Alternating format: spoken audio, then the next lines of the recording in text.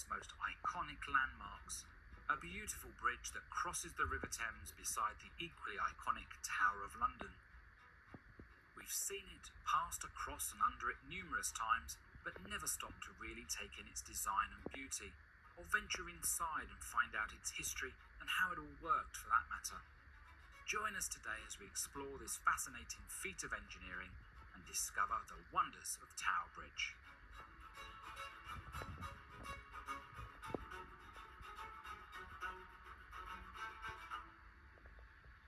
You can book tickets to visit the bridge on this website. It can be very busy, so booking a time slot in advance is a good idea. You'll enter the bridge at road level in the North Tower, the one nearest the Tower of London. The River Thames was a major transport and cargo waterway and became one of the world's largest trade and industry ports during the 19th century. Commercial business in the East End of London was booming. Traders and the public demanded a new river crossing downstream of London Bridge to ease the gridlock caused by the rapidly increasing population. Those living upstream, west of Tower Bridge, had 12 bridges to choose from.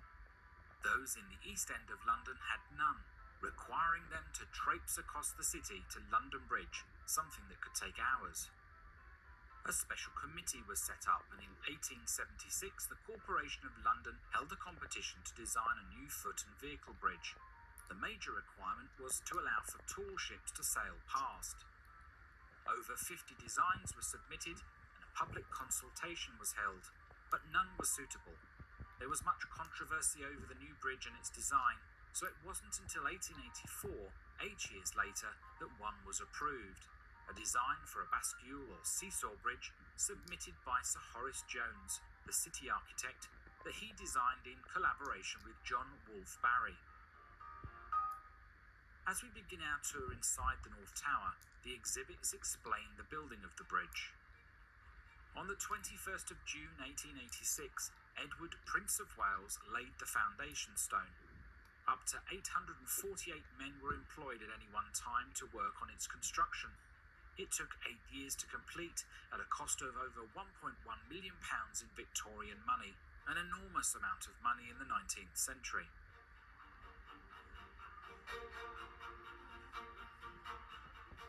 "24 huge square steel cages were pushed into the riverbed. Brave divers dug out the clay and gravel in dangerous conditions to create a chamber in which concrete could be laid to build the foundations for the two towers. Over 11 tons of metalwork was produced in Glasgow at William Arrol's steelworks and shipped down to London. This was used to create the framework for the towers and the walkways. Riveters required 14 million rivets of different sizes. Men, known as cooks, heated them up in a furnace till glowing red and ready to join and secure the structure. As the bridge grew in size, the furnaces remained on the ground. The red-hot rivets were thrown up to a catcher, who skillfully caught them in a bucket of ash, ready to be picked up with tongs by a riveter. There was no health and safety requirements in those days.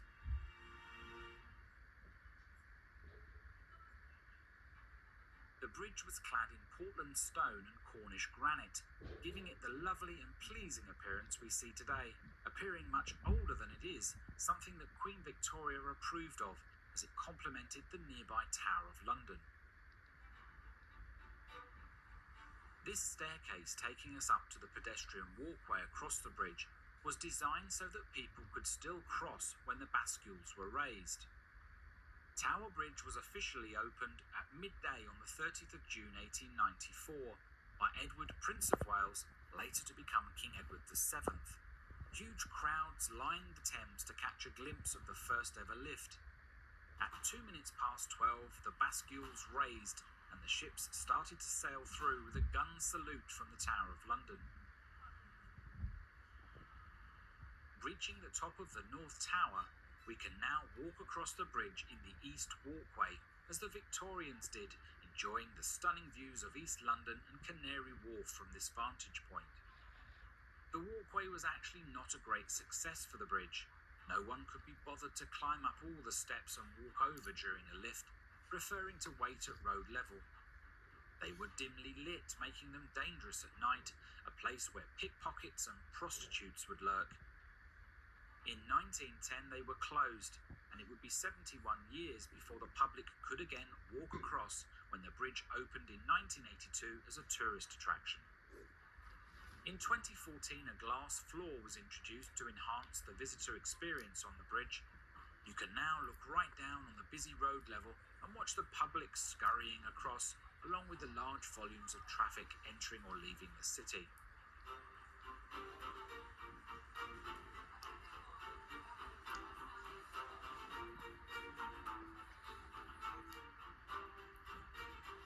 Crossing over onto the West Walkway, we can look down on HMS Belfast moored in the Old Pool of London, where the tall ships would dock and deliver cargo or take on fresh export goods.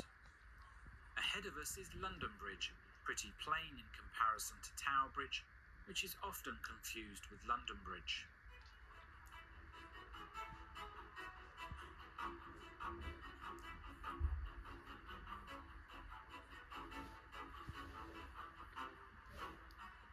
To our right is the 1,000-year-old Tower of London, another iconic attraction you might want to visit after touring the bridge. We visited just after the pandemic and had the place virtually to ourselves, a very rare situation. To find out all the history of the tower, watch our historic Tower of London video next.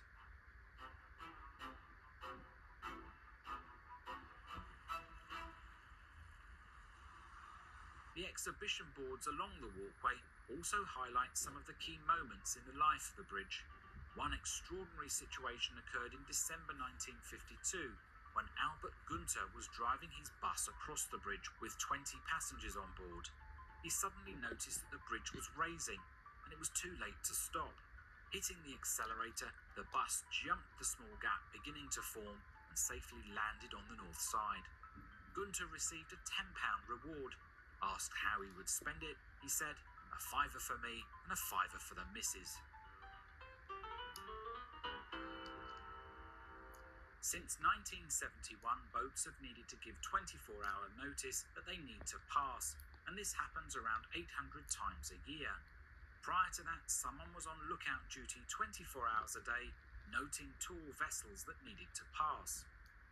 As in 1894 when it opened, today it is still free to request the raising of the bridge. If you have a tall enough boat, you have the right to request it opens for you.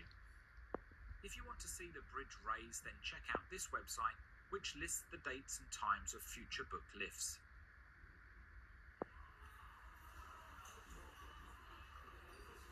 Making our way down from the South Tower, we walk across the road bridge to the north side, an entrance to the second part of our tour, where we can find out how the bridge is powered and the people that keep it running like clockwork. As we cross, we get a good view of the main structure, now over 135 years old. It was originally chocolate brown in colour, but in 1977 it was painted red, white and blue to celebrate Queen Elizabeth II's Silver Jubilee. When the bridge was first built, it was powered by steam. This is one of the coal-fired boilers heating and boiling the water in a chamber around it, creating steam to power the steam pumping engines in the next room. The water had to be continually monitored and levels maintained using the green glass gauges. Stokers shoveled 20 tons of coal per week to keep it running 24/7. The first thing you notice when you enter the steam engine pumping room is the bright colour of the machinery. Sir William Armstrong, one of the world's most successful industrialist engineers, designed the engines, and his family's crest were those colours. He painted his machinery with this distinctive colour so that everyone could identify them as William Armstrong's machine. The steam pump is moving in a demonstration mode, much slower than it would have been when it was needed to help raise and lower the bridge. The pistons operate very much like a steam train, powering the water pump, pushing the water under pressure into the accumulators. Here are two of the 6 accumulators used by the Victorians to hold the pressurised water ready to be used. They are empty now, so rest on the floor. When full, they would have been high up in the air, ready to release the water through pipes to the cog that was connected to the bascules on either side of the bridge, raising and lowering it in just 60 seconds.